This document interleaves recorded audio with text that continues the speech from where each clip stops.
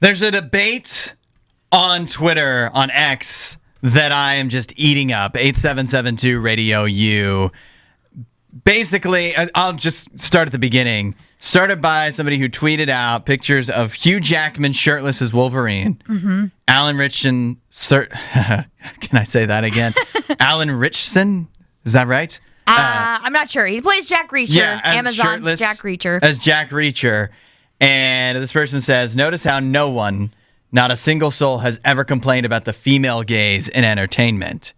And this has set off a debate where people are debating whether those shirtless, overly muscular guys are made for the female gaze or for the male gaze, or is it male's idea of what the female gaze is, but not actually what the female gaze is? Yeah.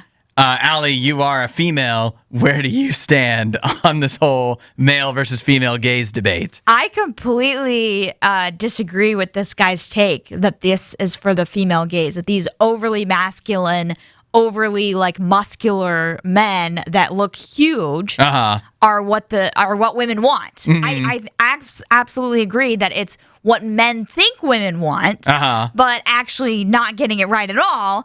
It's not that women don't like muscles, and I feel like it is kind of a personal preference thing, but I think for the most part, we are not really as interested in the guys that look as if they're taking steroids. And we're more, it's like, okay, yeah, if you have a nice physique and you're taking care of yourself, that's fine. But we don't need you to look like you're the Hulk, you know? So I've actually told this to Nene before where it's like, to me, there's a point where I think muscles actually can make you look unattractive. Like if it gets too big, it looks weird. So Hugh Jackman, is he unattractive as the Wolverine to you? No, I would say Jack Reacher would be me for more me. That would be me saying that's too much. Yeah. But Hugh Jackman, I think, looks fit, almost like overly fit. Alan Richson looks big. He looks like he's taking steroids. Yeah.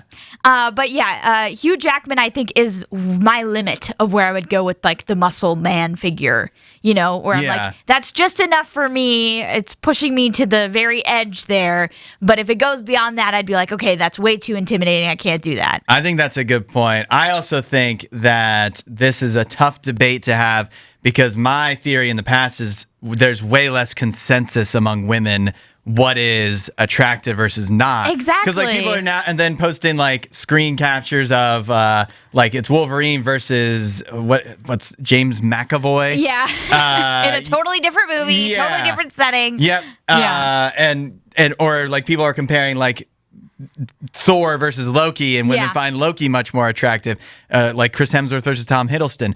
I don't think that's a consensus. I think there's many women that would say just Tom different Hiddleston. Taste. Yeah. Whereas guys, it's much more across the board. You name a woman and the guy would 9 out of 10 guys are going to agree. Right. Yeah. Yeah. Sydney Sweeney, the classic example. But just there's way more agreement among men. Whereas on what is the standard of what is attractive woman is, whereas women have much just more varied tastes. Yeah, broad taste, and there's a reason why the dad bod is popular. Mm-hmm. There's a reason why different physiques in men is something that women like. Mm-hmm. But also, I will say, I feel like if you look at a lot of the romance novels that are made now, a lot of the athletic builds that are in those romantic novels and whatever is a hockey build or a soccer guy or something like that. So it is kind of more of the slim fit type of thing. And I think that is,